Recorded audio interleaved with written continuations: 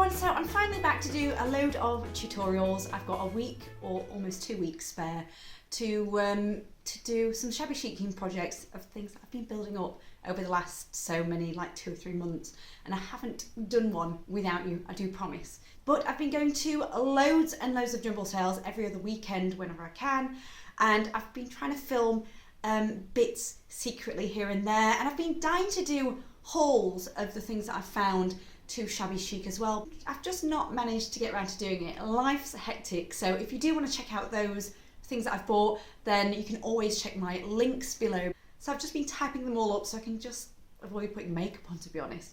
Not that you're here to look at me, makeup or no makeup. So today's project, I'm going to convert this vintage shelf into this.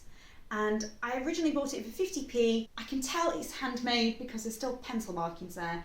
And I just thought it's just a cute little project, and it's quite lightweight. When I do start a project, I generally have something sort of in mind, but I think it is best just to go with the flow, because often I've painted something with something in mind and it's just not going as I planned, and that would mean you might discover something with terrible bleed through. So for example, I painted a bureau last year and I had it all planned out, and it had loads of ink stains over it, so I had to go out and get some stain stop remover and give it a texture. So I do think it's generally a good idea just to go with the flow. Let the piece of furniture flow with you, if that makes any sense. And hopefully this won't have bleed through, because I don't know what that is there. Oh, and sorry about the background, because there's absolutely nowhere decent in the house at the minute. That's bright. So I've given it a really good clean, and I'm just going to sand it first, and then we're going to water down some paint. This is the sander I'm going to use. From personal experience, a little hand sander is probably really good for this, but I just don't use my hand sander anymore because on bigger projects you can spend hours, and so I've upgraded to this. It looks, well, I say upgraded, my dad gave it me. So let's sand this bad boy. You just want to take any sheen off, don't go mad, and I've wasted so much time doing stuff like that in the past.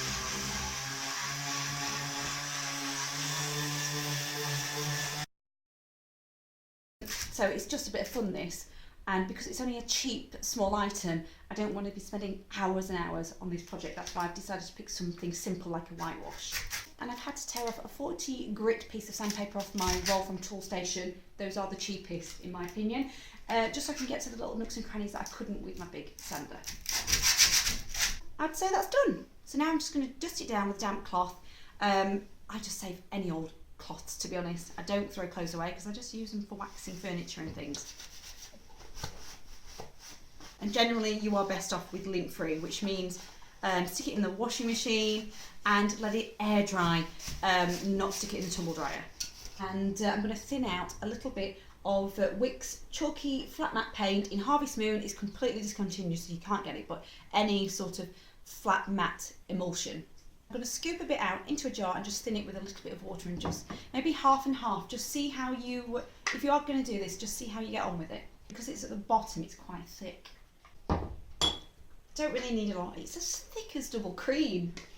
Stuck there, look. So because my paint is quite old now, I'm having to give it a really good mix. But if you've just bought a new one, you'll probably be fine. And this probably will last the whole project. So it's quite watery.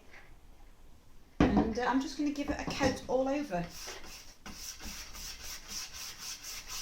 And hopefully where we've sanded down, the paint will just stick into the grooves. I'm not bothered about it getting on this table because this is another project I'm going to paint. Just dab your brush into anywhere that's got little holes in.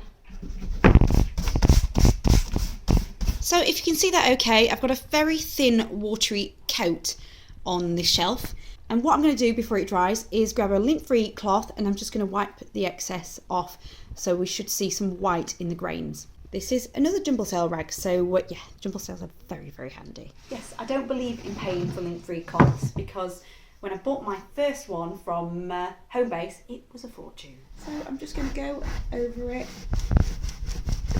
You can be as hard as you like. One thing I should probably say is if you're going to do this kind of project, you're probably better off doing it in a smaller area.